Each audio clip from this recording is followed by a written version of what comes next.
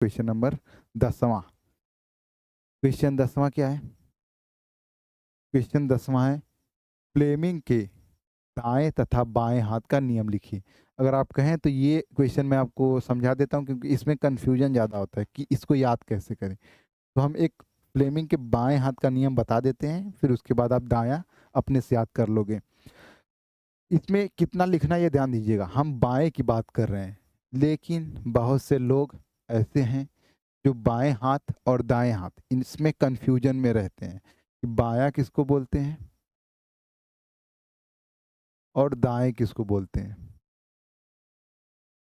तो इसका एक हम ट्रिक आपको बताते हैं, ध्यान से सुनिएगा। इन दोनों में क्या मतलब, क्या किस तरीके से हम पहचानेंगे कौन बायां हाथ है कौन दायां हाथ है। तो इसके लिए क्या करेंगे, इस तरीके से ये बनाएंगे, अपना हाथ उंगली इस तरीके से रखेंगे और ये वाला इस तरीके से रखेंगे। अब आपको ये देखने में क्या लग रहा है, इधर से ये इस तरीके से बना हुआ है जिसकी लग रहा है हमको बी, ये बी लग रहा है हाथ, तो ये बायां हो गया। ये हमको देखने में डी लग रहा है इस तरीके से, ये हम हमारे लिए दायां हाथ हो गया। मतलब ये बायां हाथ और ये दायां हाथ, इस तरीके से इसको आप याद करेंगे। दाएं और बाएं में अब आपको कभी कंफ्यूजन नहीं होगा। बी से ये बी बना हुआ है, मतलब बी से बायां होता है, और ये डी बना हुआ है तो मतलब इसका मतलब डी से दायां होता है। डी से दायां, बी से बायां, ये खुद करके देखिए एक बार। अपना हाथ ऐसे लाइए इस तरीके से, क्या आपको दिख रहा है?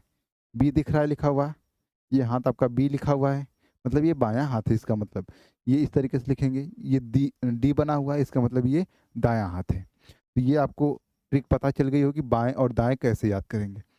अब याद कैसे करें, क्या लिखना है? तो फ्लेमिंग के दाएं बाएं में कुछ चीज़ें सेम होती हैं। क्या सेम होती हैं कि लिखेंगे, इस नियम के अनुसार यदि हम अपने बाएं हाथ के, क्योंकि बायां हाथ है, बाएं हाथ के अंगूठे, तर्जनी, अंगूठा ये हो गया, तर्जनी ये हो गया, मध्यमा ये वाली उंगली रहेगी, को इस प्रकार फैलाएं कि तीनों के तीनों परस्पर लंबवत रहें। तीनों जो है परस्पर, कौन सा हाथ है? बायां, तो अब ये दायां हो गया, ये क्या हो गया? बायां। इस प्रकार हमको इस तरीके से फैलाना है, इस तरीके से इस प्रकार फैलाना है कि तीनों आपस में परस्पर लंबवत, मतलब 90 डिग्री का कोण बनाए। ठीक, ये लिखना है। इसके बाद इस स्थिति में तर्जनी चुंबकीय क्षेत्र की दिशा में, अब हम कैसे याद करें कि कौन चुंबकीय क्षेत्र की दिशा में रहेगा, मध्यमा कहाँ रहेगा? तो ये बाएं वाले पे, अपने हाथ पे, बाएं वाले हाथ पे, क्योंकि बायां नियम पढ़ रहे हैं ना, बाएं वाले हाथ पे ये एफ होता है, ये बी होता है, ये आई होता है। आप एक जानते होंगे, एक एसबीआई बैंक होता है, लेकिन हम बना देते हैं एक एफबीआई बैंक। एफबीआई का फुल फॉर्म क्या होता है? Fraud bank of India. F B I, इस पे लिखेंगे एफ, इस पे लिखेंगे बी, इस पे बी लिखेंगे और ये आई। मतलब ये जो मध्यमा होता है ये हमेशा धारा की दिशा को बताएगा। तो यहाँ हम लिखेंगे क्या कि इस स्थिति में, यहाँ तक तो चाहे दायां हो चाहे बायां हो, कोई भी हो, यहाँ से स्टार्ट करेंगे और इस स्थिति में यहाँ तक सेम छापेंगे, चाहे दाएं बाएं सब में। बस बाएं की जगह बायां लिख देना और दाएं की जगह दायां। इस स्थिति में जो तर्जनी होती है वो चुंबकीय क्षेत्र की दिशा को बताएगी। हमने ये आपको हाथ देख के बताया था। इस हाथ में ये एफ होता है, ये बी होता है, ये आई होता है। जो तर्जनी होता है एफ बी, बी मतलब चुंबकीय बल नहीं, चुंबकीय क्षेत्र की दिशा। एफ चुंबकीय बल की दिशा, ये चुंबकीय क्षेत्र की दिशा को तर्जनी बताएगी, चुंबकीय बल की दिशा को मध्यमा बताएगी। तो तर्जनी चुंबकीय क्षेत्र की दिशा बी को बताती है, मध्यमा जो होता है वो धारा की दिशा को बताती है, आई को बताती है, तथा अंगूठा, जो ये अंगूठा होता है एफ, मतलब फोर्स की दिशा को बताएगा। चालक पर लगने वाले फोर्स की दिशा, मतलब एफ की दिशा, बल की दिशा को प्रदर्शित करेगा।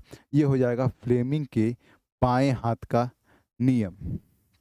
अब दाएं में क्या चेंज है, आइए देख लेते हैं दाएं में क्या चेंज है आखिर।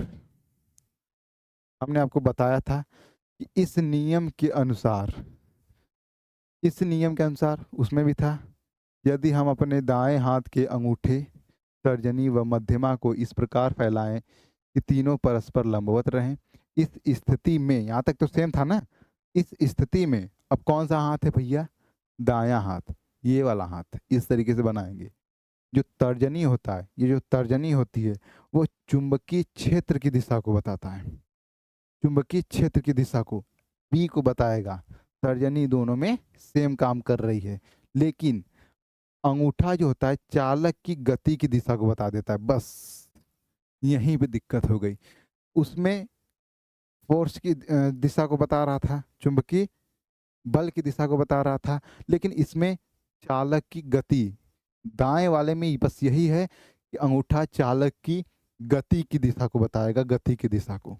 ये ध्यान रखेंगे बस, दाएं बाएं में बस थोड़ा सा कि अंगूठा, बस अंगूठा दिखाएगा, क्या कर देगा कि गति की दिशा को बताएगा ये, और प्रदर्शित करता है।